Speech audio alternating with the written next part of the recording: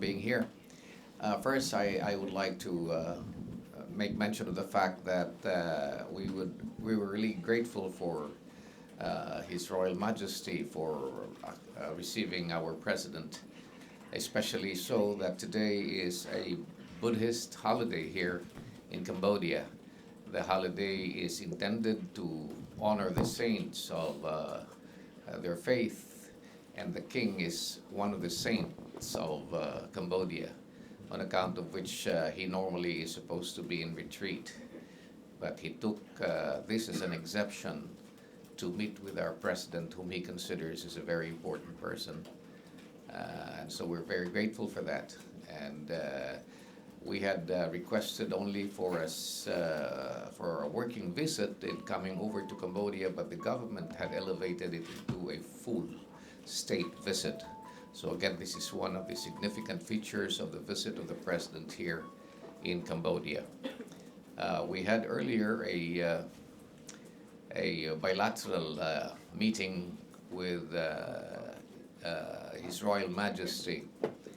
And you see, the king of Cambodia is a very cultured person, very intelligent, very regal, very elegant, well respected by the people. And I was personally amazed by the fact that our president had measured up to this very important occasion.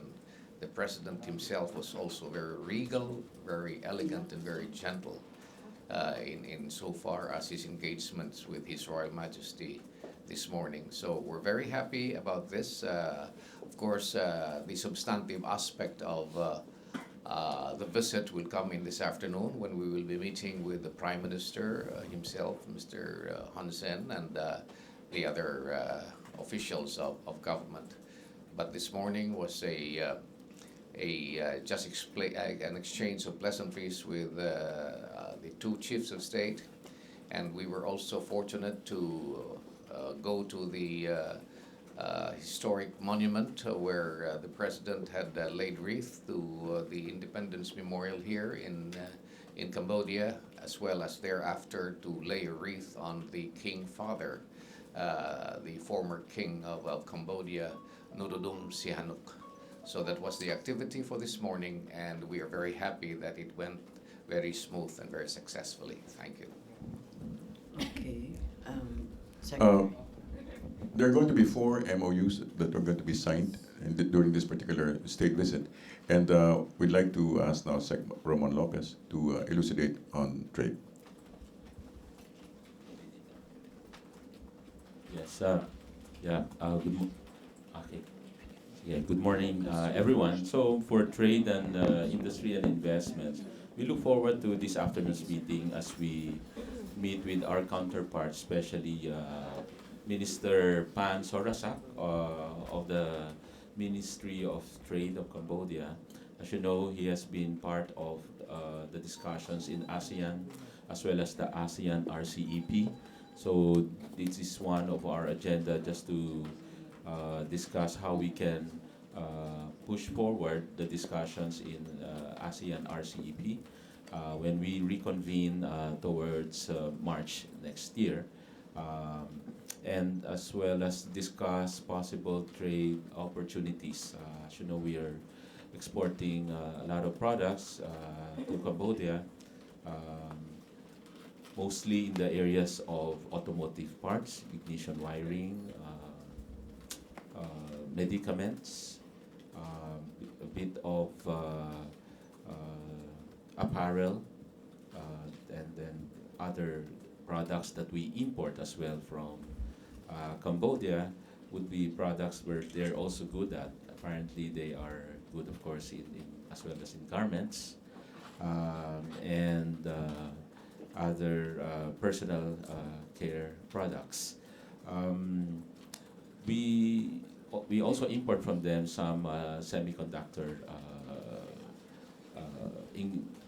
inputs, no? Yes, as inputs to semiconductors that we re-export. So these are often some activities and trade products that we shall continue to explore to enhance trading with Cambodia in terms of investments. As you may know, there are a couple of Filipino companies already operating in Cambodia, trying to take advantage of the growth prospects in Cambodia. So we have companies like San Miguel, YY, Davis Spades, and other Filipino companies. I think Pen Shop is also here. So we can see Filipino brands also expanding in this part of the world, and more so taking advantage as well of the free trade agreement that we have within ASEAN. And of course, you know, Cambodia is part of the ASEAN 10. A lot of opportunities, I guess, both ways. Filipino companies expanding to the Cambodian market, as well as our intention to invite them to invest also in the Philippines. In this case, Cambodia, we met some, and we will be meeting some business chambers this afternoon.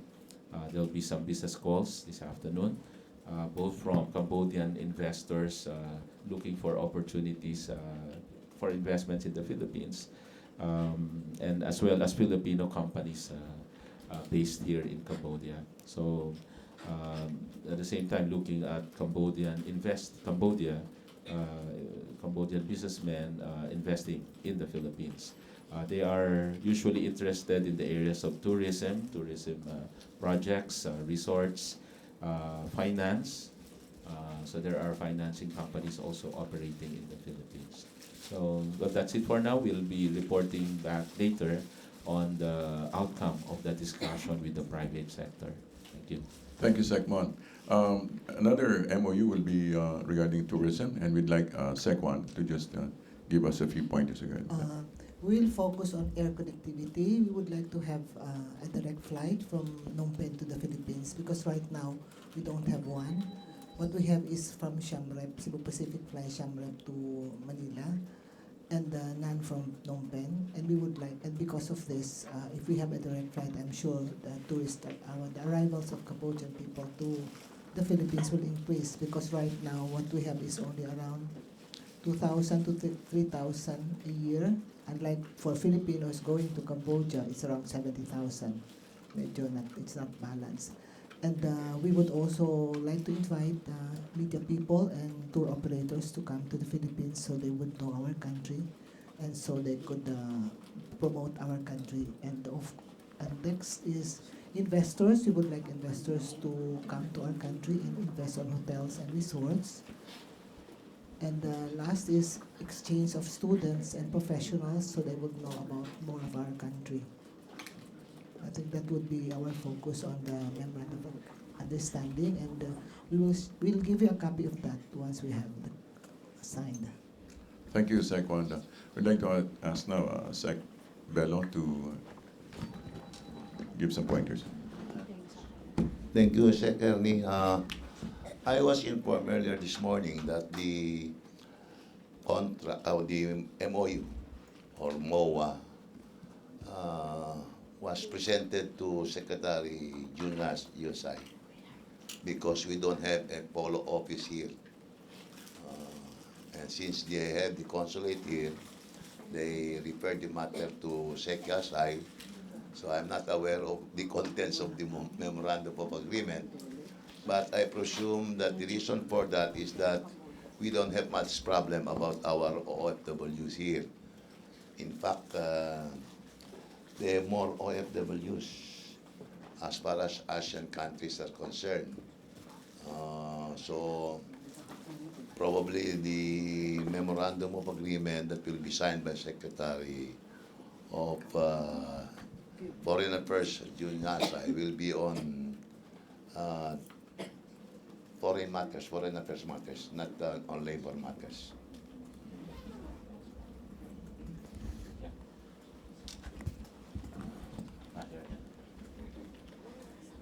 Yeah, it's worthy to know. Naalala ko lang that the OFWs here are looked up to. I mean, we're proud to say that the Filipinos here are more of the professionals, engineers, architects, teachers, and we've been hearing feedback that they are well loved, liked here and in Cambodia, because they're really part of the human capital development, as well as business services that they provide to Cambodian economy.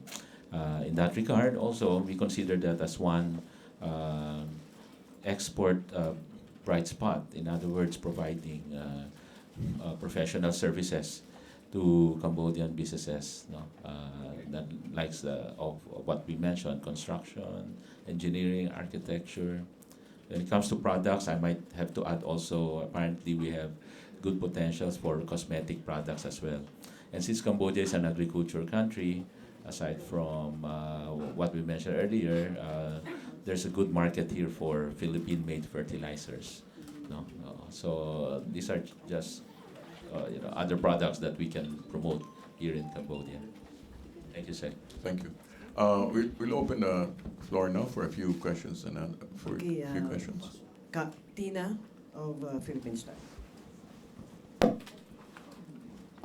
Good afternoon, sir. In relation to the issues back in Manila, Secretary Aguirre has written the Office of the President recommending the termination of the 2 BI commissioners involved in the Fontana Leisure Park controversy.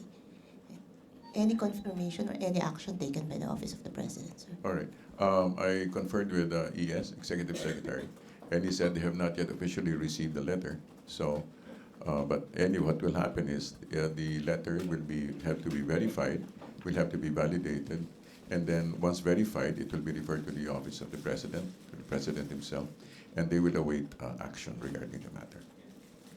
Thank you, sir. By the way, sir, last night in the President's speech, he mentioned that maski kaibigan ko, pag may nangyari dyan na corruption under sayo, I am sorry, maybe even you would have to resign. The President is directing his statement to whom? As far as based on the context, he's referring to the person involved. Does it necessarily mean Secretary Aguirre? It does not Noting that necessarily mean there Secretary are Aguirre. corruption activities right now under his department. It does not necessarily mean Secretary Aguirre. Okay, Jam Sasante of GMA. Sir, in relation to the Jack Lam issue, Secretary Togade said Jack Lam also approached him during his child's wedding and nagbigay rin daw po ng object to show appreciation, pero tumanggi siya. Do you think, is this something that the palace would look into further? Kasi meron din attempt, kumbaga magbigay ng something kay Secretary Togade. It will have to be verified and it will have to be validated. Yes, whatever that something is. Okay, Bello of Bandera.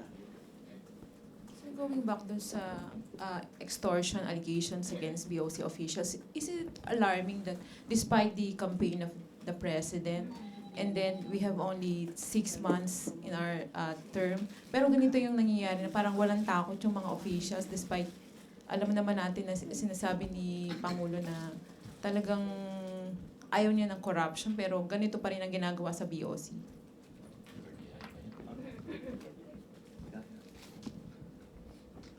Well, first, we have to give them the benefit of the doubt. No, we have to find out the veracity of the allegation on extortion.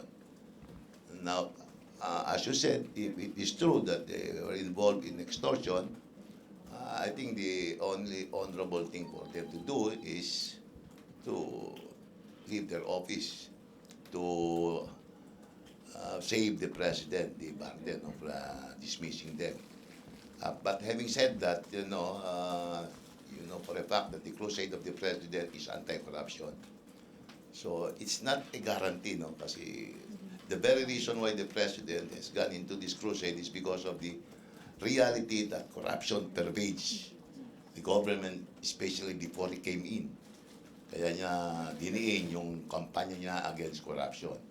Pero siyempre hindi mo rin maalis na nandiyan pa rin, and probably they're trying the patience of the president, pero doon sila nagkakamali. And then sir, kasi parang napaka nung ginagawa nila, sir, after na may mahuli, tapos ipresent pa nila, inamin nila, tapos, di ba kung hindi ka ba mahuhuli, hindi mo pa aaminin na merong extortion or merong ka tinanggap na money? Parang, di ba, ano yun, naglululokan ba tayo? Di ba parang ganun, sir? Well, you have to understand their position because, you know, it's not only a question of losing their job. It might also mean losing their liberty. So they have to put up already their defense. At this stage, dinalabas na yung depensa nila. So normal lang yung nagagawin nila yan. Especially if they're assisted by lawyers. And especially if they're lawyers themselves. Last question from Lyla. Okay, other matters? Okay, Jam. Sir, just about the president's health, can we get a clarification lang po on how serious his injury or spinal issue is? Kasi some health experts are saying na yung fentanyl na pinatake kay president, it's only prescribed to people na medyo matindi yung problema dun sa spine. Gaano po ba talaga kaseryoso? Ako, I'm not a doctor, no? Pero if the president is doing what he is doing, no, mahirap tanggapin kung ganitong edad namin dalawa. Yung nagagawa niya, hindi nagagawa ng somebody who is sick. Oo. So he must be in his peak of his health. Oo, kasi ako, nahirapan nga ako, labor lang ang hawak ko. Sa kanya, buong bureaucracy hawak niya. And if you only saw him how he worked last, when was that? The day before we left. He worked the whole day. I think that was 26 hours. Continuous, non-stop. And talking about problems, facing challenges. I don't think the president has any illness or any illness of concern. Matapos tayong 1:30, may meeting pa siya. Meron pa siyang meeting. Okay, last question from Lyla. Sir, good afternoon. Sir, what do you say to suggestions from Congressman, I think Zarate, for Malacanang to issue medical bulletins to update the public on the President's health, since it's also a public concern, because he's the leader of the country. What do you think of such suggestions? Secretary Abella. And Secretary Bello. I don't think it's that necessary, no? What you see is what you get. Kung nakita niyo si Presidente naglilib sana na hindi niya kaya yung ginagawa niya ngayon, then you can have some doubts about his health. Pero kung nakikita mo ang ginagawa niya, that the four of us here can do with difficulty, then that's the time maybe when we ask him to give his health bulletin. Pero super healthy siya . Hindi ko maintindihan kung saan niya nakukuha yung energy niya. Oo. Based on results, he's doing very, very well. Like the secretary was saying earlier, that the night before we left, he was up, and we started our briefing at about 12 midnight, and finished about 1:30, and he was still going. So based on results, he's doing very well. And whatever pains and he's experiencing is basically, as the doctors would say, basically wear and tear. It's part of the territory. So nothing to be afraid about, nothing to be concerned about. He's doing fine. Secretary Bello, sir, on another topic. Sir, how are the talks with the communist rebels? Are you going to meet before your scheduled meeting in January? Because Security Advisor Esperon mentioned something last night about a possible meeting on the ceasefire before your January meeting. Yeah, on the 26th up to 29, palagay ko tutuloy na lang hanggang New Year yun. Our ceasefire committee will meet with their ceasefire committee to arrive at a consensus on the definition of terms and conditions that will govern the proposed joint permanent ceasefire. O yun, pag nakapagkasundo sila sa definition of terms like what is considered a hostile act, or where is the buffer zone where their forces can get in or out, and where our forces can get in or out, and they can agree on who the referees are in case of violations, then we will be ready to sign a bilateral permanent ceasefire. So they have to go there even before we meet them on January 18 to the 25th. And by January, you're expected to sign the bilateral if the December talks go as planned. December talks. No, If January, December yeah. talks. Yeah, January na yung signing. hopefully, pagka nagkasundo sila, we may have to go on a special trip just for the signing of the joint bilateral permanent ceasefire. I'm emphasizing yung permanent because it could result into the end of hostilities, which is one of the main objective of the peace process. January, sir, yung target. Yung aming ano, yung aming Joint bilateral. it could be before the next round of talks.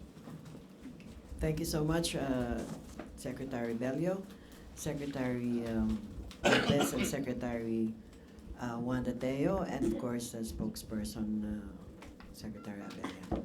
So thank you, media friends. Thank you very much. Thank you.